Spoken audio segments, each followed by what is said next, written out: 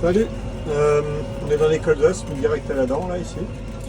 On a une belle floraison, vous voyez, relativement uniforme. C'est assez sympa. Avec les années, les champs sont devenus bien homogènes en termes de comportement de la culture. Vous voyez, il n'y a pas de différence entre les parcelles. On a à peu près 60 hectares de colza avec cet aspect-là cette année.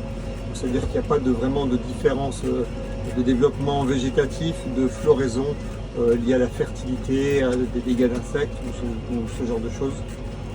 Donc là, je fais l'intervention, on va dire, phytosanitaire de protection fongique, plus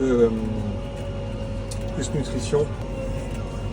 Donc on roule tranquillement en plus lors de cette intervention, vous voyez, parce que les colzas à des endroits font au moins la taille des garde-boue, voire plus par endroit, donc ça fait entre 1m60, entre 1m60 et certaines zones 1m80.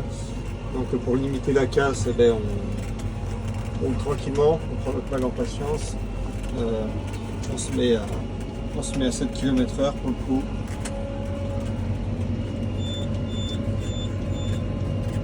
Là ici on fait donc du propulse comme classique, comme fongicide 0,7 et en même temps on fait une nutrition, on apporte NPK, SMG.